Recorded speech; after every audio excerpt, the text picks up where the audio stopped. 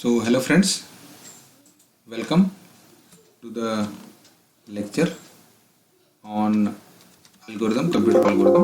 So this is a lecture series that I am creating for the course on design and analysis of algorithms, and at some universities it is design computer algorithm, study of computer algorithms.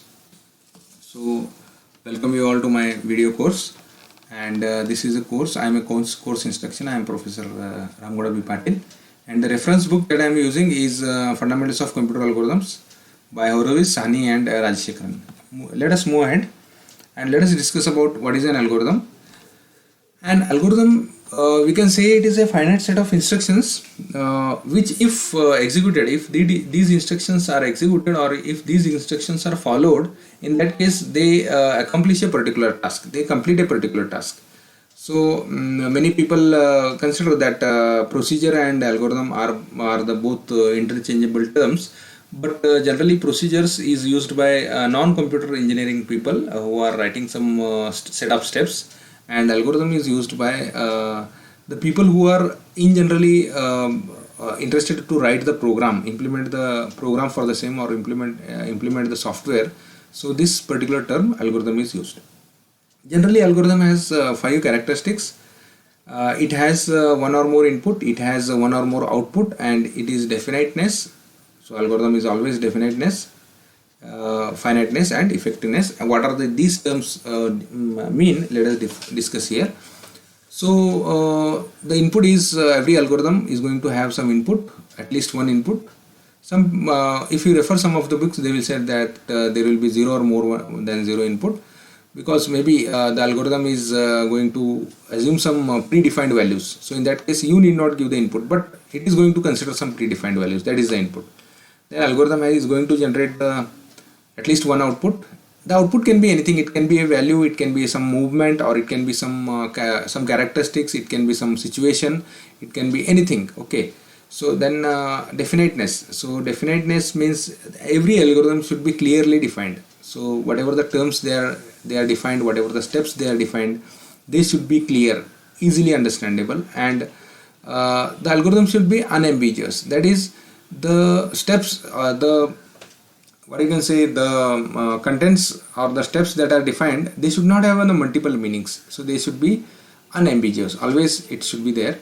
The next one is the finiteness. Every algorithm should terminate after the finite number of steps.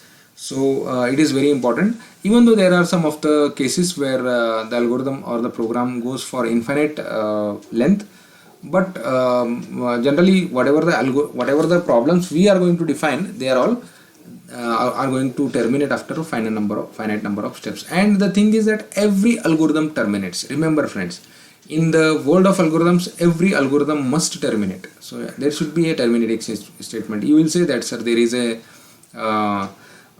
network operating system on which google.com is running, and when the Google is not stopping anytime. The thing is that the servers are running for many days, but sometimes it is necessary to shut them down and put the load on the another server. So every system or every algorithm is going to execute for finite number of times, or finite number of times in the sense finite time.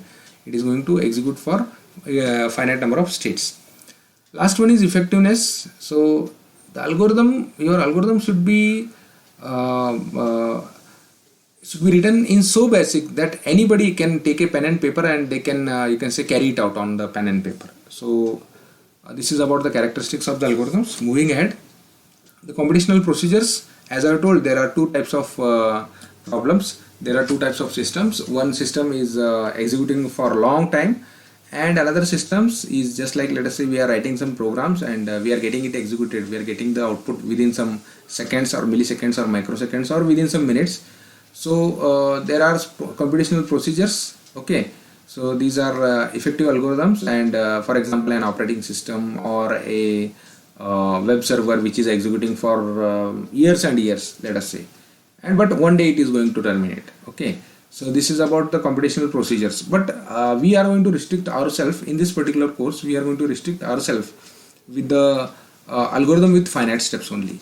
Okay, even though every algorithm is going to take finite steps, but we are not going to consider in this particular course the computational procedures like operating systems or web servers or all these things. Next is many of the people get confused between the term algorithm and a program. So these two are the different things. They are related to each other. For example, in a way that, for example, if you come up with a problem and you want to solve this problem, you want to write a program for this particular problem. So in that case, dear friend, whatever the problem is there, in order to solve that problem, what we have to do is we have to first devise an algorithm for that. And algorithm will be something which is not going to execute. This is not going to be executable. This is on a paper you are writing. Let us say you are writing the design, you are writing the flow, how your problem is going to be solved. Okay, and a program is the next part of the algorithm. When an algorithm is done, when you say when you consider that your algorithm is valid, at that time you can implement the program for that, and that program will be executable. That is, you can execute that particular program. Moving ahead, so what are the steps involved in the algorithm development? There are four steps involved in the algorithm development. So these are how to devise the algorithm, that is the design of the algorithm. Next one is how to validate the algorithm. Then there is how to analyze the algorithm, how to test the program. Okay, so these are the four steps we have to go through whenever we want to write an algorithm. So first thing is that you are going to come up with a problem, and for that particular problem you want to write an algorithm. So how we can devise an algorithm, that will come. Okay, let us try to discuss this step by step. So let us go with how to devise an algorithm. Every algorithm, for any algorithm, you have to go through all the above four steps. The first step out of them is how to devise an algorithm. Now, how we devise an algorithm is, there are different ways of devising the algorithm. Okay, so we are going to discuss about them. The major goal of creating this course is that I want to discuss with you all is the various design techniques. What are the design techniques through which we can devise the algorithms? So there are design techniques like divide and conquer. There are design techniques like greedy methods. There are dynamic programming. There are backtracking. There are some artificial intelligence techniques also, but I am going to restrict up to the non-artificial intelligence algorithms. Okay, so how to solve a problem of simple problems of, let us say, sorting, searching and all, then optimization problem, then the problem feasible problems, all such type of problems we are going to discuss in this particular problem in this particular course. Moving ahead, next is how to validate the algorithm. So let us say in the first step we are going to discuss these things, how to devise the algorithm and all, but there are different ways, and since this is an introductory session, so I am not discussing all the things in detail. But let us say I use some of the methodology and I use some of the algorithm design techniques and I come up with an algorithm. Now let us say first step is done, and when I move on to the second step, at that time the second step is how to validate the algorithm. So here you can see that I have designed the correct I have designed the algorithm, and now I want to check whether I have designed the correct solution or not. Will this algorithm will solve the problem or not? Okay, in this case we'll go back. So here you can see that the problem is there, then understand the problem and design the algorithm, and then write the program. So problem is given here, and on the basis of the problem we are going to devise the algorithm. And now I want to check here whether whatever the algorithm that I have designed, whether it works correctly or not, whether it is worth or not. Okay, and I am going to use some mathematical formulations. I am going to use some let us say types of proofs to say that my algorithm is correct or not. I am going to discuss with some people, and I am going to get it checked from them that yes, whether this is my problem and this is my algorithm, whether this algorithm will solve this problem or not. So based on this I will validate my algorithm. So validating the algorithm means I am going to check whether the algorithm is correct or not. So this is about the first two steps, that is how to devise the algorithm and how to validate the algorithm. in the validation algorithm, I'm going to check whether it is going to give me the correct result or not. So the algorithm need not as yet expressed as a program. So it is sufficient for me to show that it is whether it is going to give me the correct way, or whether it is going to give me the solution or not. So this is about the validation of the algorithm. Okay, once the validation is done, then what I do is I analyze the algorithm. The next step, see here, first step is I'll go back. First step is how to devise the algorithm, how to validate the algorithm. How to devise the algorithm is what are the ways in which I can devise the algorithm. Second is what are the ways in which I can validate the algorithms. And let us say once now it is validated, it means my algorithm is correct. Now what to do next? Next is there can be multiple ways to solve the problem. Okay, if you consider, let us say one example, consider the example of sorting the given array. So sorting the given array, these many number of algorithms are possible. Okay, let us say some of you comes with the quick sort, some of you comes with the merge sort, some of you comes with the insertion sort, some of you comes with the bubble sort. So in this case, what is going to happen? What is going to happen is there are multiple algorithms I am giving. Now out of these multiple algorithms, which algorithm I should use? That is called as analysis of algorithm. For my particular problem, which particular solution? So for one problem I have multiple solutions. Out of these multiple solutions, which is the best suitable solution for me? That is called as analysis of the algorithms. So here you can see here on this slide that if I have multiple solutions, if multiple people come with multiple solutions, if it may happen that already the solutions are available with you, in that case, which one is the better algorithm? What is the criteria you are selecting to? What is the criteria to make it better? For example, a fish. Okay, a fish, the animal or a animal which can fly. So in that case, a fish is not good. The criteria is not good for a fish. Flying is not a good criteria. So what is that criteria? Based on that, which one is fitting you which one is the better algorithm? Then what are the different criteria? The criteria are time requirement and space requirements. So these two are the criteria on which every algorithm is going to be analyzed in this particular course. Moving ahead, how we are going to evaluate the algorithm? We are going to perform some priori analysis.